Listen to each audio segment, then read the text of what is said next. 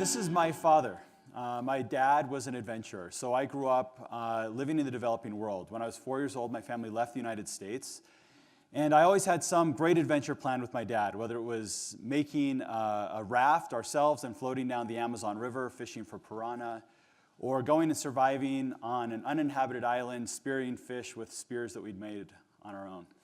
So I grew up loving the outdoors. But I think more impactful during my childhood was the development of a deep sense of empathy for others. One of my first memories as a child was seeing children that were my age, 3 or 4 years old, standing on the sides of the street completely naked. You can't have that kind of experience and not have it shape who you are. So from that young, early age, I knew that I was lucky. I didn't deserve anything more than these other kids. I wasn't smarter or better. I was just lucky.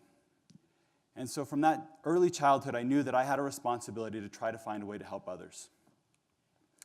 So when I was in university, I decided to start looking for a way that I could have a positive impact on the world.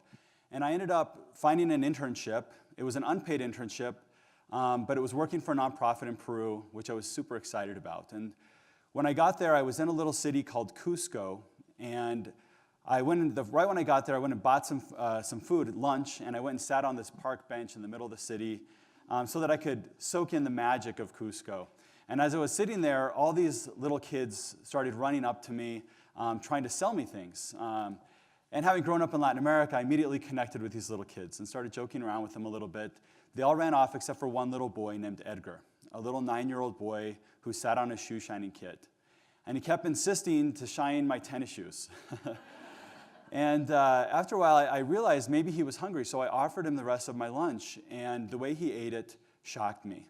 I had never seen somebody eat like this before. So that night, as I had dinner, I decided that I was going to save some of my dinner and look for Edgar again. So I went into the main plaza, and when I found him, he was shocked to see me. He took the food, and he ran back and started sharing it with all of his friends, and they were eating this food with their hands.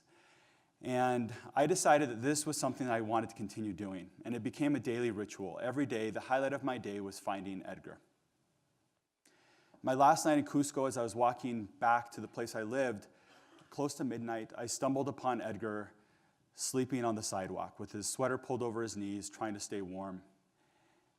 And I woke him up and asked him why he was sleeping on the streets, and he told me that he couldn't go home. He was too afraid because someone had stolen his shoe shining kit. And his father was an alcoholic, and he was the one responsible for feeding his family. I gave him the little bit of cash that I had. I didn't have much, but that night I could hardly sleep as I worried about this little boy, this little friend of mine. The next day, as I got on a bus to leave Cusco for the last time, I looked out the window and I saw Edgar. And he saw me, and I had just enough time where I slid open the window of this bus, and he ran next to me waving goodbye. And it was on that bus that I made a commitment to myself that I was going to find a way to make the world better. I was going to dedicate my life to finding a way to help. I spent the next 10 years as an entrepreneur, and then ultimately decided that the way that I could have an impact was through business. That's the one thing I knew how to do. So I moved here to Utah 3 years ago and started a business called Cotopaxi, an outdoor gear brand designed around giving back. We employ refugees in our local community. We use our profits to support poverty alleviation around the world. We use our purchasing power and our supply chain to impact lives. For example, in Bolivia, one of the places I used to live, we are working with communities that make about $200 a year that live in extreme poverty, and we're buying llama wool from these communities. So this year, we're buying about 500,000 pounds of llama wool and having a tremendous impact on the lives of these people. We also have these amazing events that we call Questivals, or these 24-hour adventure races. We get thousands of millennials out at them. This year, we'll have about 150,000 people participate in a Questival across the US and Canada.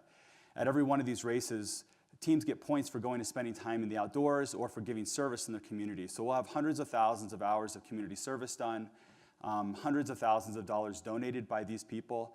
This is money that we're not donating ourselves. All we're doing is asking our loyal brand loyalists to go out and help us do good in the world. One of the most meaningful experiences I've had in the last couple of years has been working on the Global Entrepreneurs Council, which is part of the United Nations Foundation. We recently went to the Middle East, where we're working with refugees. This is a cause I'm especially passionate about. And the highlight of this moment in Jordan was on the Syrian border, working at the Zaatari refugee camp. 83,000 Syrian refugees live in this camp, people that have arrived with nothing. I was able to meet some beautiful children. Of course, I stand out. I'm very white and bald and tall, and so the children always love to run up and kind of stare at me. And instinctively, a little boy grabbed my hands and started walking up my legs. And he did this little flip, like I often do with my little girls, and or maybe some of you guys have done that with your kids, or maybe you did it with your parents when you were younger. But pretty soon, all these little kids started lining up to do the same thing. And each one of them was respectfully taking off their shoes as they walked up my body, which I just thought was so nice. And pretty soon I had these dusty footprints all the way up my body. And for that one moment, we forgot that we were in a refugee camp. And it really hit home the urgency of the work that we have to do. That night, as I left this camp and I went to the capital city, Amman, I went back to my hotel room, and my heart was heavy thinking about the plight of these children.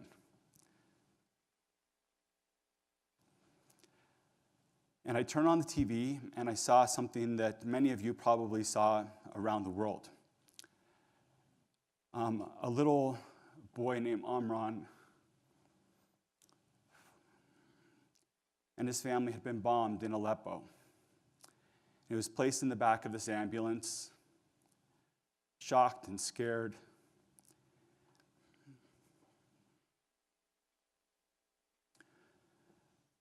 And it broke me inside.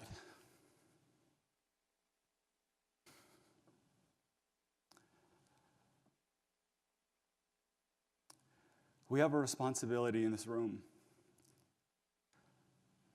to look beyond ourselves, to find a way to help others.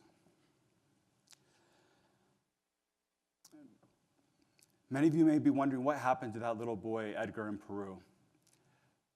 I've wondered the same thing. I've thought of him every day since 2001, when I first met him. So about a year and a half ago, I decided that I needed to go back to Peru for the first time and try to find him. And I got back to Cusco, and through a series of small miracles, I was able to find Edgar. And we spent a day together embracing, and he took me to his home and told me his life story. He had been orphaned just a few years after I met him. His dad died of alcohol abuse, and his mother ended up dying giving birth to his little brother. So he's now raising his younger brother and younger sister. His home is a home made of mud with a hole in the ground for a toilet. And there was a piece of me that was so discouraged when I saw this, but I also was so proud of him because he was proud of himself. And I'm just so lucky to know Edgar. I'm helping him now go through a 3-year program where he's learning to be a tour guide, and he's going to be amazing. He's also one of the most active Facebook users on the planet. So we are in touch every day, which is really fun. But my question for each of you is, who is your Edgar? Who is the person that can inspire you every day to look beyond yourself, to look for a way to make the world a little bit better? Thank you. Thank you.